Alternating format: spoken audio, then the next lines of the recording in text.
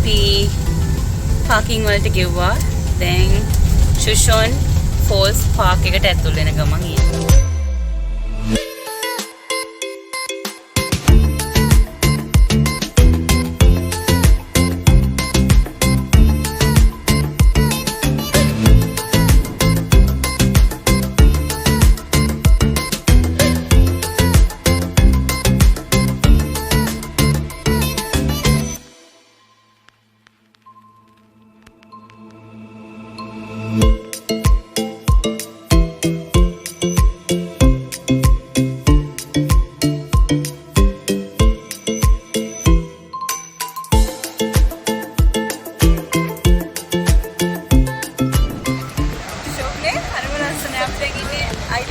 Idaho State එකේ Twin Falls කියන city එකේ මේ තියෙන්නේ Shoshone Falls.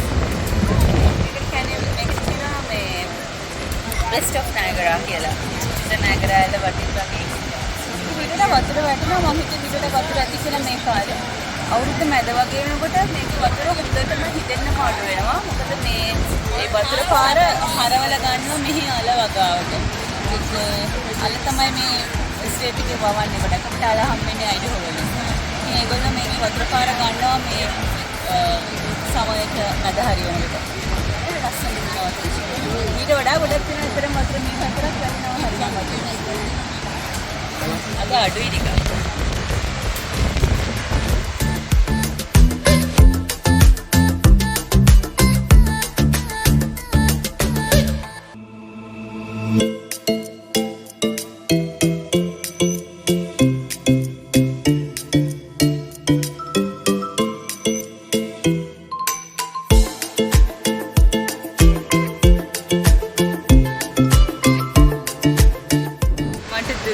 වතුර ටිකක් අඩුයි තියල්ලේ මේ මම බලාපොරොත්තු වෙනවා මීට වඩා වතුර මේ පැත්තේ තව වතුර තියෙවි කියලා.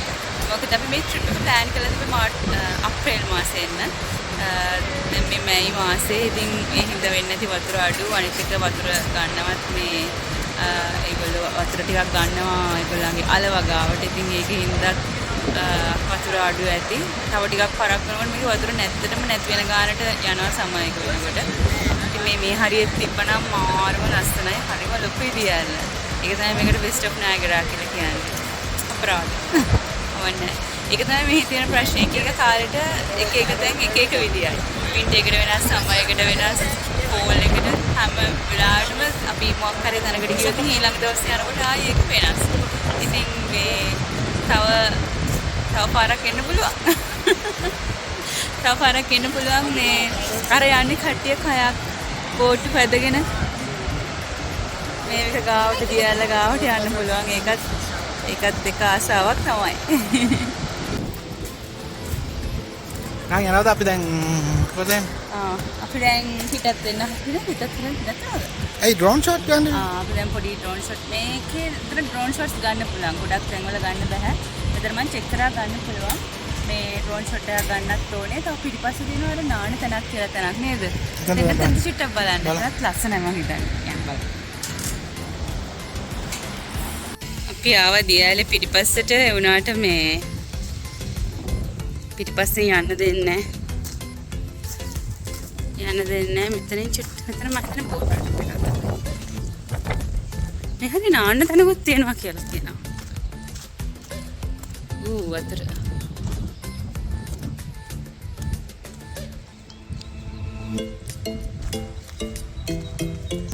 මේ තියෙන්නේ දියාලේ පිටිපස්ස පැත්ත.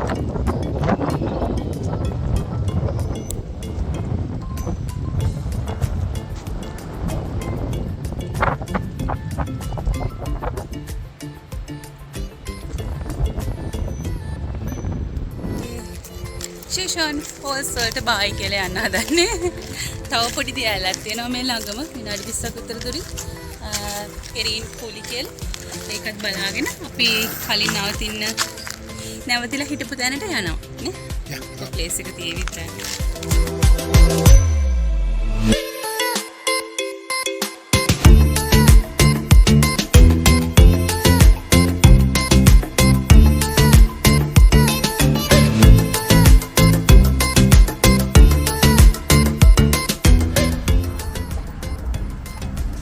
ලස්සනයි එතන.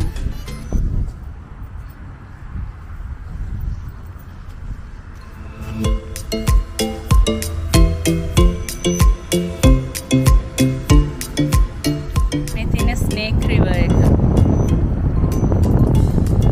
සෙලතර අපි බලපු ෂූෂෝන් ෆෝල් එකත් හැදෙන්නේ ස්නේක් රිවර් එකකින්. ස්නේක් රිවර් එකේ ඉන්නේ යෙලෝස්ටෝන් නැෂනල් පාක් එකේ ඉඳන්. ලස්සනයි. තව චුටි චුටි දියඇලි තියෙනවා අතර වටේ.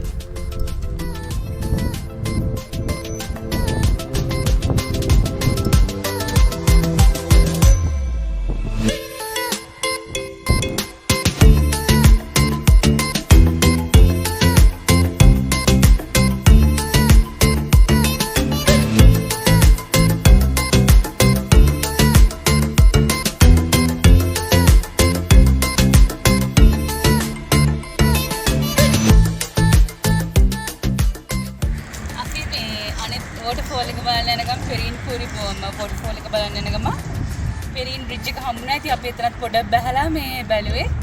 මේ ලස්සනයි බ්‍රිජ් එක. මේ යන්නේ ස්නේක් රිවර් එක. මේ අපි දැන් අර දැකපු ෂූෂෝන් ෆෝල් එකත් හැදෙන්නේ ස්නේක් රිවර් එකකින්. තව විශේෂ දෙයක් තියෙනවා මෙතනින් මේ කටියට පයින් ප්ලම් බේස් ජම්ප් කරනවා කියන්නේ. එතකොට මෙතන විතරයි ඇමරිකාවේ මම හිතන්නේ අවසර ගන්න නැතුව එහෙම පයින් ප්ලම් එකම තැන.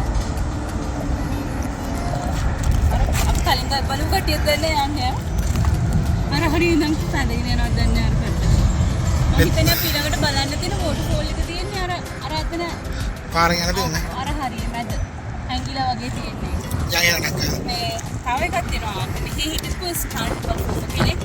මේ ඒකට මේ Evel Knievel කියලා යා මේ ස්නේක් රිවර් එක මේ මොටර් බයික් එකකින් පයින්න try කරා. ඒනට එක සාර්ථක වුණේ නැහැ. යාගේ පැරෂූට් එක කලින්ම පිම්බිලා මේ පැත්තටම ආපහු වැටුණා.